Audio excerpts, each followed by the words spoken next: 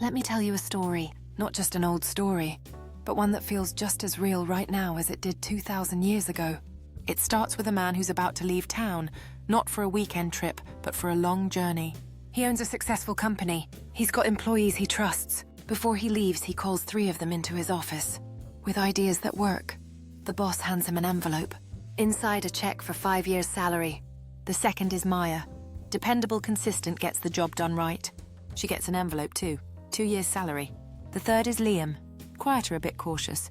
He's handed 1 year's salary. Now the boss doesn't give them instructions, no list of rules. Just trust them to do something with it. Then he leaves. Evan wastes no time. He sees opportunities everywhere.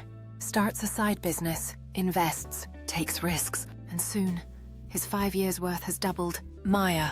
She's practical. She uses her 2 years' worth to expand a small business she already runs.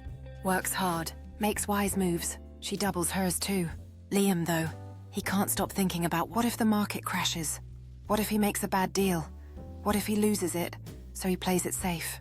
Opens a drawer in his apartment, hides the check inside, and he waits. Days turn to weeks, weeks to months. Then one day word spreads, the boss is back. The 3 employees gather in his office. Evan steps forward first. Sir, you gave me 5 years' salary. I put it to work. And here's 5 more. The boss smiles. Well done, Evan. You were faithful with what I gave you. I'm putting you in charge of even more. Come celebrate with me. Maya steps up next. Sir, you gave me 2 years' salary. I doubled it. Again, the boss is thrilled. Well done, Maya. You were faithful with a little. Now I'm trusting you with more. Come celebrate. Finally, Liam walks up. Slow head down. Sir, I knew you were a tough boss. You work hard for what you earn. I was afraid I'd lose what you gave me. So, I kept it safe. Here's your money back exactly as you gave it to me. The boss leans back in his chair. Not angry that the money wasn't doubled, angry that it... Liam, if you thought I expected results, why didn't you at least put it in the bank to earn interest? You played it so safe.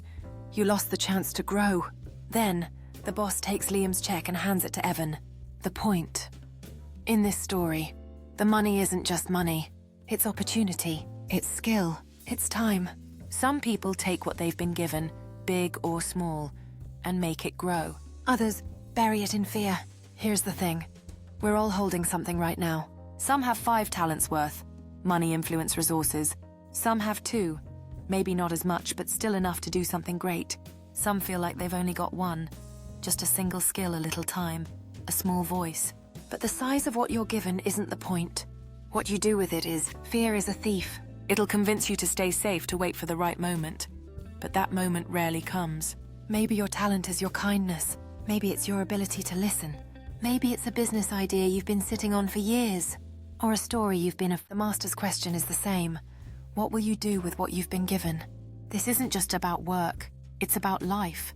When the day comes that we hand back what we've been given, our time, our skills, our opportunities, will we hand it back exactly as it came, or will we say, I put it to work, and here's what it became?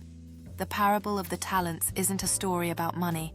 It's a story about courage, about trust, about making the most of the one life you've been given. Because one day, the master returns, and when he does, may we hear those words. Well done, good and faithful servant. As the sun sets on our journey, each story unfolds like a precious tapestry, woven with threads of effort, passion, and faith. Moments of doubt give way to resilience, and as we reflect on our choices, the weight of our actions shapes the legacy we leave behind. The Master gently reminds us that every opportunity we encounter is a chance to grow and serve not just ourselves, but a greater purpose. In this vast expanse of life, will we shine bright like the stars above, or merely flicker out?